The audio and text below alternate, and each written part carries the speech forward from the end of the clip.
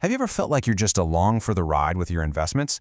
Well, today we are grabbing the steering wheel. We're going to go way beyond just clicking buy or sell and really master the tools that let you pilot your trades with absolute precision.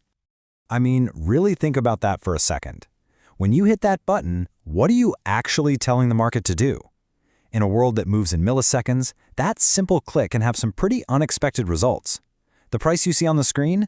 Yeah, that's not always the price you get. So the big question is, how do we take that control?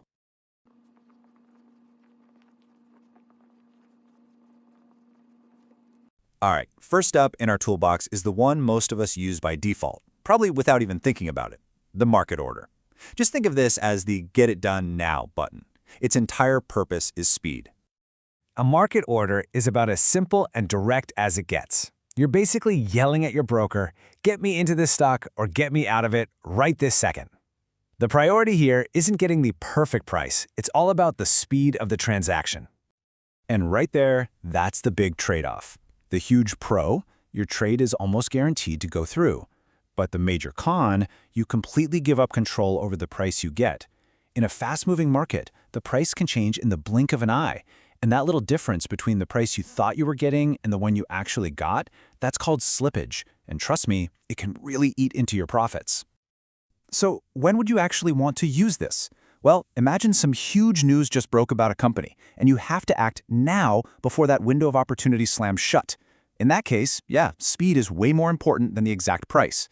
Market orders are also pretty safe for massive, really liquid stocks. Think Apple or Microsoft, where the price is generally stable and your risk of slippage is super low.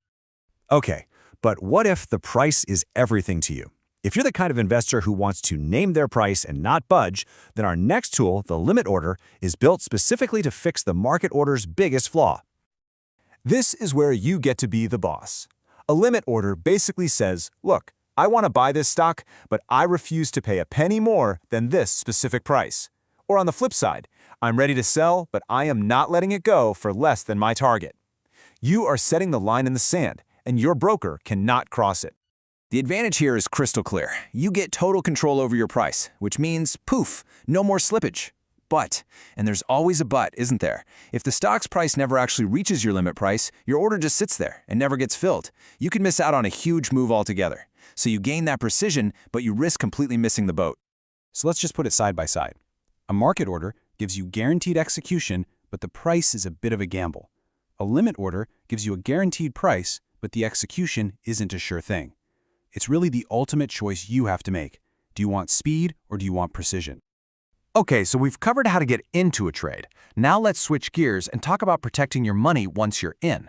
Our next tool, the stop order, is basically your financial shield.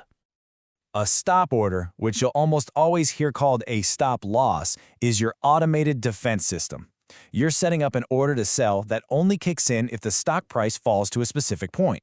It's designed to put a cap on your losses and maybe more importantly, to take the emotion out of that tough decision to sell a losing position. So here's the play-by-play. You set what's called a stop price, somewhere below the current market price. If the stock drops and hits your price, it acts like a trigger.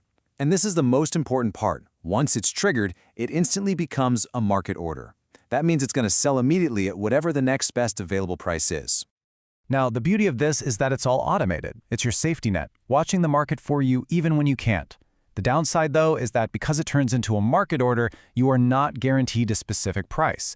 If there's a sudden, sharp crash, your stock could get sold for way less than your stop price was. All right, we've got the fundamentals down. Now, let's get a little more advanced. What's really cool is that we can start combining the features of these basic tools to create some seriously powerful hybrid orders that give us even more control. And that leads to the perfect question, right? We love the automatic trigger of a stop order, but we really don't like that risk of slippage. And we love the price protection of a limit order, so what happens if you smash them together? Well, you get a stop limit order. It's a two-part command. The stop price is your trigger. As soon as the stock hits that price, it activates a limit order. So you're telling your broker something like, hey, if the price drops to $50, trigger a sale, but I will not accept any price lower than $49.90. The upside here is huge. You are now protected from that nasty slippage on your way out. But the risk is very real. If the stock price just completely tanks and blows right past both your stop and your limit prices without a trade happening in between, your order might not execute at all. you could be left holding the stock all the way down. You're trading that certainty of getting out for price protection. Okay, our final tool is a really clever one, the trailing stop order. Think of it like a smart stop loss that follows your profits up. It's designed to let your winners keep running, but it also protects the gains you've already made. I mean, this is just an incredible way to automate your profit taking. The challenge, though, is figuring out how far to set that trail. If you set it too tight, say just 2% behind the peak price, the normal up and down of the market could knock you out of a great trade too early. But if you set it too wide, like 15%, you might give back a huge chunk of your profits before the sale ever triggers. So there you have it, 5 incredibly powerful tools for your investor toolbox. Now, let's pull this all together into one master blueprint to help you pick the right order for any situation you might face. Let's do a quick recap. Use a market order when you need speed above all else. Use a limit order when the exact price is what matters most. A stop order is your basic shield for limiting losses. A stop limit gives you a controlled exit, protecting your price. And a trailing stop helps you lock in profits while riding a winning trend. Each one is a specific tool for a specific job. And this, right here, is the most important takeaway of all. There is no single best order type. The right tool is always the one that perfectly fits what you're trying to accomplish with that specific trade.